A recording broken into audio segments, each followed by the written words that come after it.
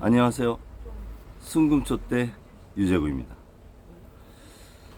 최근에 세계 정세가 크게 두 가지로 이슈가 나고 있습니다. 이스라엘과 이란의 전면전 양상이 하나고요. 또 하나는 어제부터 개최되고 있는 G7 정상회의입니다. 트럼프 대통령은 내일까지인데 이란과 이스라엘의 상황 때문에 하루 일찍 떠나는 거로 보도를 받습니다.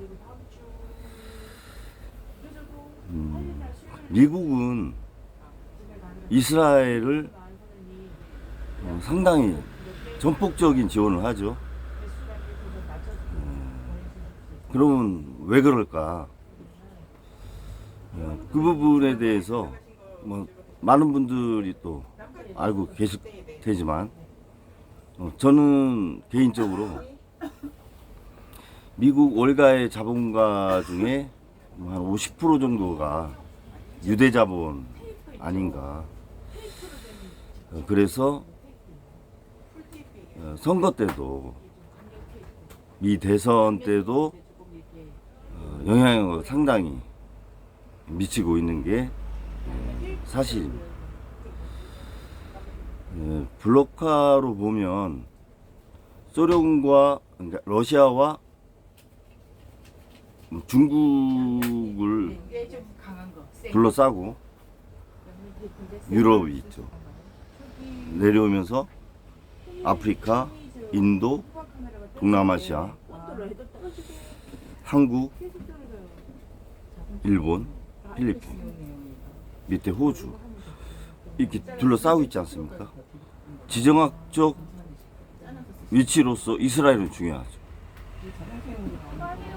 대부분 중동 국가들이 러시아나 중국 무기나 경제 교류를 하고 있습니다.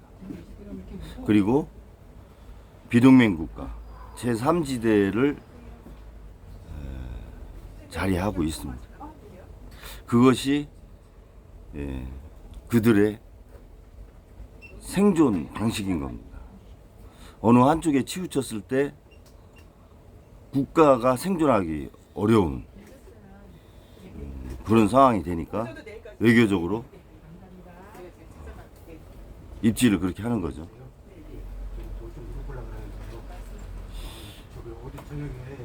트럼프 대통령이 들어서면서 세계의 기구, UN, WTO, 기후 회의,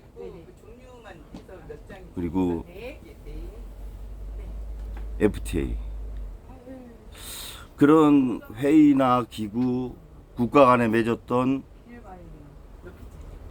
협약 이런 것들이 무효, 취소, 없던 일 이렇게 돼버리지 않았습니까? 유엔이 제 기능을 하나요 지금? 나토도 지금 미국은 국방비 5% 이상 안 하면 미국은 관여 안 하겠다. 그런 입장 아닙니까?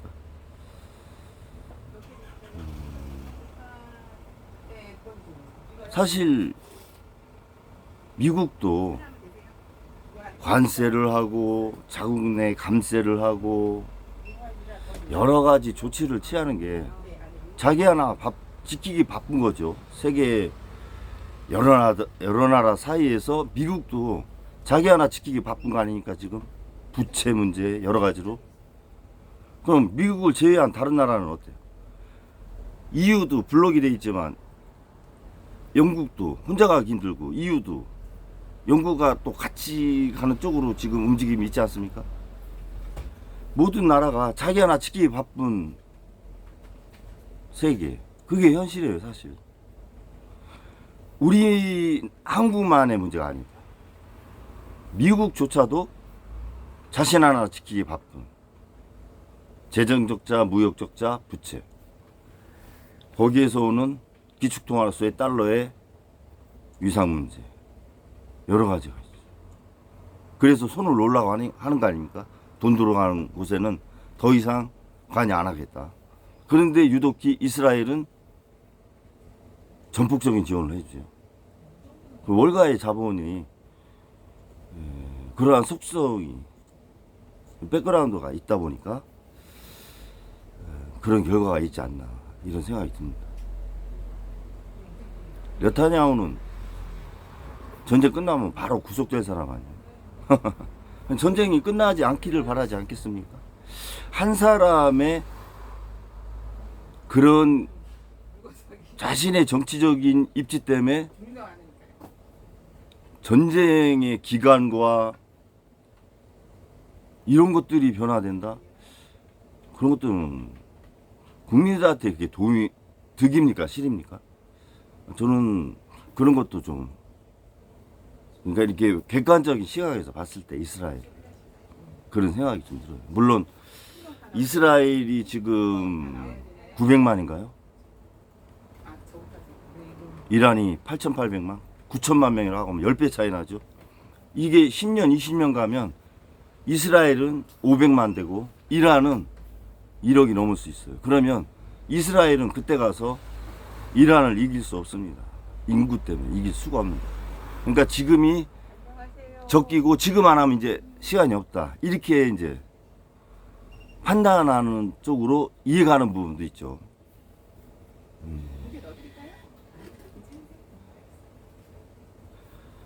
한국이 G7에 초청국이냐 참가국이냐 옵저버냐 이거 가지고 논란이 많죠.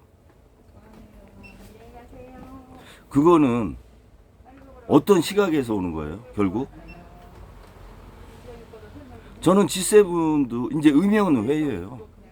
G7이 뭐를 할 수 있습니까? 역할을?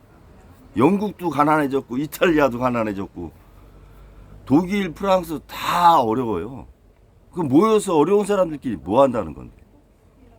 트럼프 개별 행동 하잖아요. 6개 국가 남겨놓고 혼자 빠져서 나가는 게 어디 있습니까? 그게 외교적인 정상적인 회의입니까? 더 이상의 의미 없다. G7도 이제 무슨 의미가 있습니까? 거기 간다는 의미가. 그런데 초청이냐 옵저버냐 참가국이냐 참관국이냐 그거 가지고 한국의 위상을 우리 스스로 누워서 침뱉을 필요는 없죠. 그러면 예를 들어서 초청을 못 받았는데 그냥 참관하는 국으로 갔다. 그게 새 정부의 잘못입니까? 6개월이라고 하는 무정부 상태가 있었잖아요. 그런 상태를 본 외국인들이 한국을 그렇게 취급하는 거에 대해서 오히려 한국은 경쟁력이 있고 세계를 주도해 나가는 기술력도 있고 이런 쪽으로 보도를 해서 국가 브랜드를 높여야 되는 거 아닙니까? 뭐 트럼프가 패싱했다 뭐 했다 예를 들어서 패싱을 했다고 해요. 그러면 패싱한 이유를 찾아서 오해를 풀어야죠. 그게 새 정부가 전공법으로 가고 진솔하게 가면 돼요. 국민들한테 알리면 됩니다. 왜 초청국이 됐는지 또는 초청국이 안 됐는지 진솔하게 알리고 현재 한국의 위상이 이렇다. 우리 더 나아가야 된다. 하나 돼서 더 도약하지 않으면 이런 국제적인 패싱의 문제는 지속될 수 있다. 보수와 진보의 진영의 문제가 아니다. 국가적인 문제다. 그렇게 진솔하게 얘기하시면 되지. 그리고 6개월이라고 하는 무정부 상태를 만든 주체가 누구예요? 1차적인 주체가 누구예요? 윤정부 아닙니까? 그럼 반성하고 개 데리고 산책할 상황입니까 지금? 일본도 미국 눈치 보잖아요. 지난 동영상에서 말씀드렸지만 독일, 일본 다 패전국이고 한국도 전쟁 후에 지금 선진국에 들어가려고 하는 거 아닙니까? 미국의 도움을 다 받았기 때문에 부채의식이 있어요. 고마워해. 그런데 그것을 악용하고 맹종을 요구하면 안 되죠. 키신저가 그런 얘기 했잖아요. 미국의 적이 되는 것은 위험하다. 그러나 미국에 맹종하는 것은 더 위험하다. 저는 미국한테 안보, 여러 가지 경제적인 거, 과거에 도움을 받았고, 우리도 갚으려고 노력도 했고, 같이 발전하려고 노력을 했지 않습니까? 지금 주한미군도 있고, 당당한 외교를 가면 된다. 그리고 국민들한테는 진솔하게 전달하면 된다. 너무 부채의식에 눌려서 할 말을 못하는 그런 외교는 지속적인 굴종 외교를 할 수밖에 없다. 일본과도 마찬가지입니다. 잘못된 거 바로 세워야죠. 과거사에 대해서 결정을 주지 않았는데 위임을 국민이 본인이 뭐 구상권 청구하지 않겠다, 제3자 변제하겠다, 그런 권한 주지 않았잖아요. 그런 것들 바로 세워야 된다고 봅니다. 트럼프 만나려고, 이시바 만나려고 그렇게 노력할 거 없어요. 그들이 우리를 오게 만들면 됩니다. 우리를 찾게. 당장 뭐 트럼프 이시바 안 만나면 문제됩니까? 그거 아니잖아요.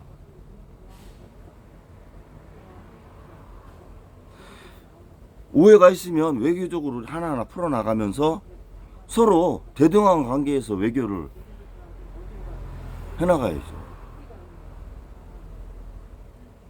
언론이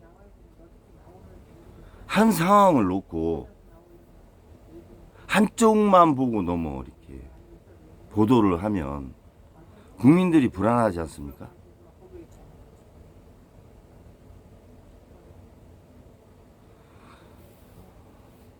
국가와 국민을 도약시키는 그런 쪽으로의 언론의 기능도 필요하다. 그렇다고 해서 팩트를 외면하고 거짓을 보도하라는 건 아니에요. 같은 상황을 국가와 국민 입장에서 보도할 수 있는 거 아니에요. 그리고 민주당도 국회 운영을 국민들이 볼 때 너무 일방적이고 대화하는 모습이 없이 야당과 일방적으로 처리하는 모습을 지속적으로 보여주면 이게 상권분립이 안 되는 거잖아요. 그리고 한 사람을 위한 의혹이 가는 어떤 법, 이런 것들이 상임위에 이렇게 올라오고 하면 국민들도 납득하기 어려울 수 있습니다. 법을 이렇게 만들었으니 사법부는 이렇게대로 해라.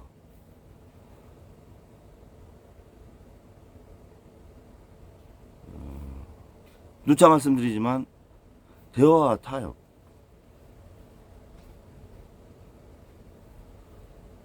거리가 너무 멀어서 한 자리에 만나는 것조차 힘들면 통화 먼저 하고, 그렇게 해서 한 자리에 모이고 또 대화하고, 이견 있으면 냉각 기간 좀 갔다가 또 대화하고, 지속적인 노력하야죠.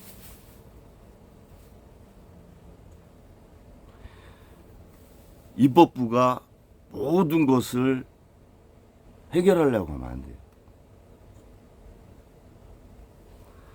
사법부도 나름의 독립기관 아닙니까? 그 선을 잘 지키셔야 되지 않나, 이런 생각이 들어요.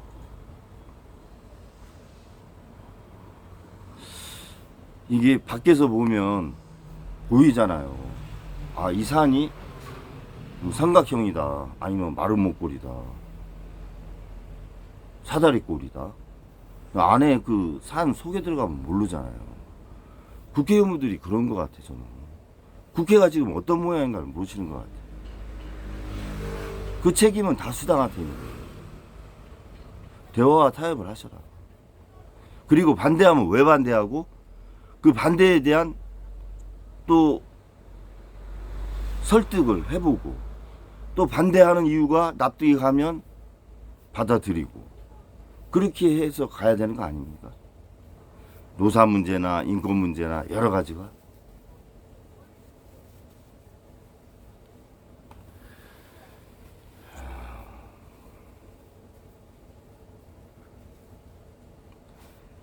그렇지 않아도 내수가 위축됐고 수출도 감소하고 경제 성장률도 3분의 1 토막 나는 상황에서 외교까지 위축된 외교를 하면 길이 보이질 않죠. 그렇게 또 만들려고 하는 언론, 그리고 다른 쪽에 계신 진영분들.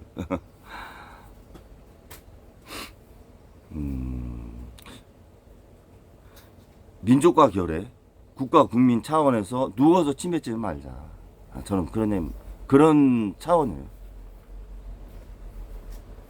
그리고 새 정부도, 국민주권 정부도 있는 상황, 외교, 물론 비밀은 얘기를 하면 안 되죠. 진솔하게 전달하면 돼요. 그러면 국민들이 오히려 납득하고 하나로 모일 수 있는 거예요.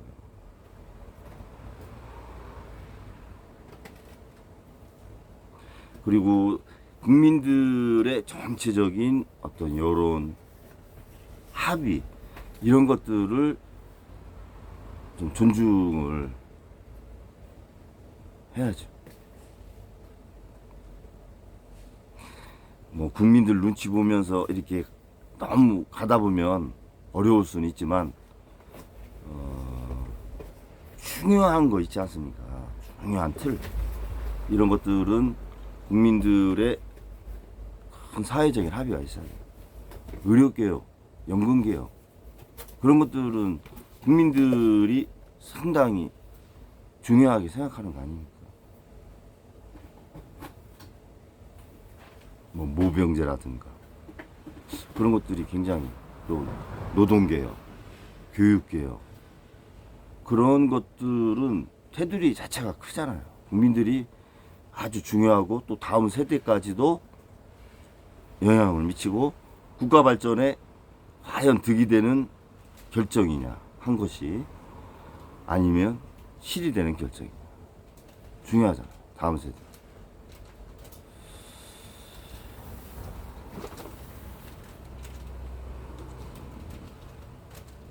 여당, 대통령실, 행정부, 과거의 전철을 많이 보았지 않습니까? 지난 정권들에서. 그 얼마나 좋은 경험을 보는 거예요. 그거를 반면 교사 삼아서 잘